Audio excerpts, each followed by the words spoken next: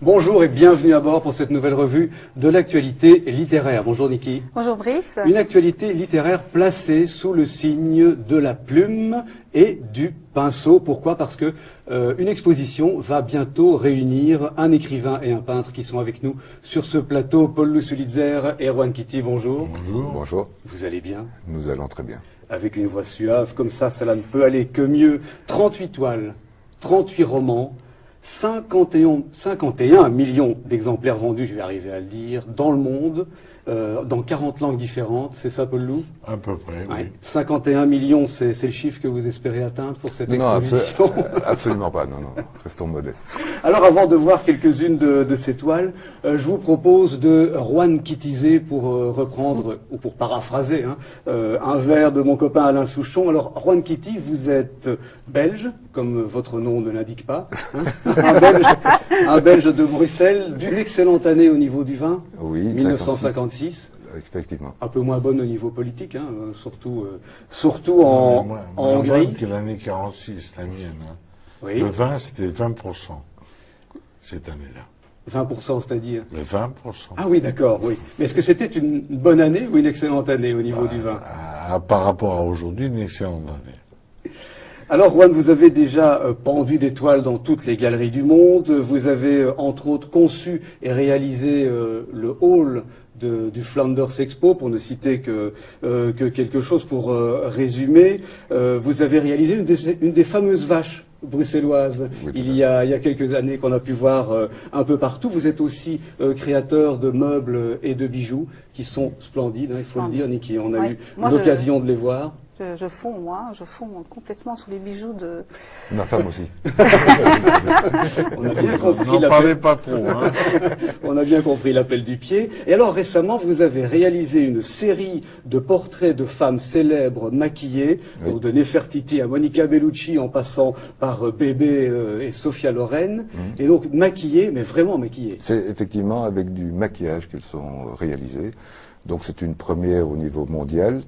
J'ai remarqué que les produits de maquillage, qui étaient organiques ou non organiques, tenaient très bien si vous voulez, dans le temps. Je les fixe. Et l'originalité, c'est que, si vous voulez, je fais des liftings gratuits à toute cette personnalité avec des vrais produits de maquillage. Et c'est somptueux, oui, comme on peut le voir en ce moment à l'écran. Une précision, mais cette oui, précision est étonnante, c'est que vous êtes autodidacte. Oui, à tout point de vue. Oui. Voilà. Autodidacte dans le sens que je suis contre toute forme d'académie. J'estime que tout le monde peut être artiste, comme vous êtes artiste dans ce que vous faites, comme Paul Lou est artiste dans ce qu'il fait, dans ce qu'il est. Moi, je le suis dans mon domaine. L'art ne doit pas s'apprendre. Ce n'est pas pour moi académique. C'est ce qu'on ressent, en fait. J'ai la même chose en cuisine. J'adore cuisiner. Et je ressens le fait des plats que je réalise. Oui, voilà. Mais en fait, entre le fait d'aimer cuisiner et oui, de devenir un chef-coq, il y a quand même une marge.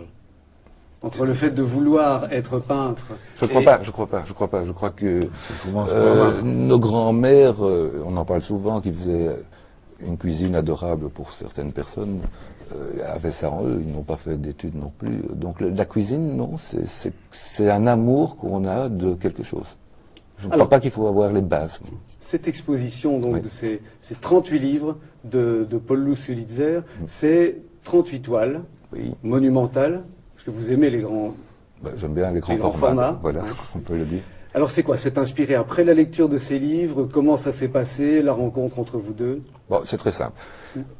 J'ai toujours admiré Paul Lou pour le personnage. Donc il y a des gens avec qui j'ai un feeling, même si je ne les connais pas, j'aimais bien le personnage. J'ai eu l'occasion de le rencontrer lors d'un événement à Bruxelles. On a sympathisé, moi c'est tout ou rien, ou j'aime pas. Et ça a été la même chose avec lui, on a sympathisé tout de suite. Alors, mademoiselle Renée Richard, qui nous a présenté, qui était à l'époque présidente des femmes chefs d'entreprise, a émis l'idée de réaliser, d'une part, moi, les tableaux de tous les livres que Paul Lou avait écrits à l'époque. Je vous parle de ça il y a 10 ans, 12 ans, même plus. En plus. Voilà. C'est un vieux projet. Voilà. Alors, la vie a fait ce qu'elle a fait. Moi, j'avais d'autres expositions, j'avais pas le temps, lui n'avait pas le temps, puis on s'est revus une fois, deux fois, trois fois, puis on est devenus plus qu'amis. Et j'ai recommencé tout le projet il y a 1 an et demi. Et voilà, je suis arrivé à ce résultat. Alors, si j'ai lu les livres de Paul Loup, tu m'excuseras, Paul Loup, mais j'en ai lu aucun. Ah bon? Je suis pas très roman, Oui. ou alors peut-être que je sais pas très bien lire assez vite. Mais disons, c'est le personnage qui m'intéresse. Oui. Et comme je le ressens de plus en plus, c'est vraiment une amitié qu'on a. Je connais Paul Loup. Et je sais ce qu'il est capable de mettre, comment il exprime. Et puis je l'entends parler de ses bouquins partout. Donc je connais un peu le contenu de ses bouquins, mais C'est pour ça que les toiles naissent par rapport au titre des livres. Je veux pas être influencé par la lecture en elle-même. Je veux pas me situer dans une région, dans un contexte, avec une vision d'un personnage, ça m'intéresse pas. Moi, ce qui m'intéressait, ce que j'aimais bien, c'est bon, le Roi Rouge, ça invoque quelque chose pour moi, mais je veux rester moi-même. Je ne veux pas devenir Paul Loup ou je veux rester moi-même. Donc c'est pour ça que les tableaux sont suivant mon inspiration par rapport à une base de titre. Alors la preuve par l'exemple, on va ressortir deux livres qui ont été publiés il y a à peu près combien de temps, Paul Loup? 22-23 ans. Hein. Oui. Donc c'est Anna Qui ont été et l'impératrice. Un de mes grands succès mondiaux, c'était Anna et celui d'Impératrice, qui ont été publiés il y a une vingtaine d'années. Alors on va voir maintenant à l'écran ce que ça devient avec Juan Kitty. On pense d'emblée à un peintre là, On parle duquel? de Anna. De Anna. Oui, mais Anna, je savais qu'Anna, d'après Paul Loup, c'était l'histoire d'Helena Rubinstein. Bon, il s'avère qu'Helena Rubinstein, je connaissais, je savais un peu de sa vie, etc. Donc, comme vous avez dit tout à l'heure, je faisais des produits maquillés, ça allait de soi que c'était pour Helena Rubinstein. Et j'ai fait un clin d'œil à Klim, qui était un artiste très connu de cette époque, après, je ne le savais pas, mais qu'après Paul Loup m'a dit que, effectivement, Anna aimait cet artiste. J'ai mis beaucoup de mon âme là-dedans, et puis c'est arrivé à ça. Voilà. Là, vous l'avez montré. Alors autre exemple, l'enfant des sept mers. Ah oui, là, c'est assez On amusant. voit pour le moment. Oui, l'enfant des sept mers, moi j'aime bien tout ce qui est asiatique, j'aime bien l'Asie, et ça m'a inspiré, cette mer rouge, voilà, c'est l'inspiration, le côté zen, etc. Car il faut voir le tableau de près, parce qu'à l'écran il ne donne pas la stricte réalité. De près, c'est-à-dire qu'il fait quand même 2 mètres sur 2 mètres 50. Exactement. Oui. Et je n'ai vu la couverture du livre de Paul Loup qu'après avoir réalisé le tableau. C'est-à-dire que je ne savais pas du tout que ça représentait un bateau, etc. Donc c'est qu'on était vraiment en symbiose et qu'on pensait la même chose. Alors là qu'on va voir sous toutes ces coutures maintenant, c'est dans le cercle sacré. Oui. Il y a de la 3D aussi là-dedans, si je puis m'exprimer ainsi. Carrément, on peut appeler ça du haut relief. Voilà, dans beaucoup de mes tableaux, je mets de la 3D, mais depuis des années, des années.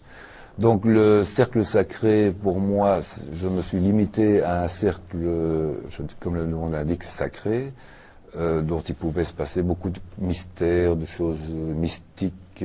C'était ma vision des choses. Et après, il s'est avéré, et je l'ignorais, Paul Loup m'a expliqué qu'effectivement, c'était l'histoire des Indiens, je me rappelle bien. Le cercle sacré, moi j'ai une propriété pendant des années située dans le cercle sacré. C'est pas du tout un mot par hasard. Chez les Indiens Navarro, c'est un endroit qui est un cercle par rapport au désert peint, un monument de vallée, à toutes les sculptures de rochers qu'ils ont faites, qui portent tous un nom. Il y a dans cet endroit des milliers de rochers que le vent, depuis des millénaires, a façonnés, et chaque Indien, depuis de père en fils, appelle le rocher les 3 missionnaires, l'oreille du vent, et c'est situé exactement dans un cercle. Il y a là un endroit que j'adore, qui est un des endroits, pour moi, l'une des merveilles du monde. Et ce qui est amusant, c'est que Bill Clinton, avant de quitter la présidence, a fait de l'endroit la 8e merveille du monde. Alors que moi, j'y vais depuis 20 ans, et que je trouvais ça fabuleux, parce que Monument de Vallée, c'est là où John Ford a tourné tous ses westerns, et grâce à l'argent, d'ailleurs, qui a été gagné, on a fait un hôpital pour les Indiens, on a fait de l'humanitaire.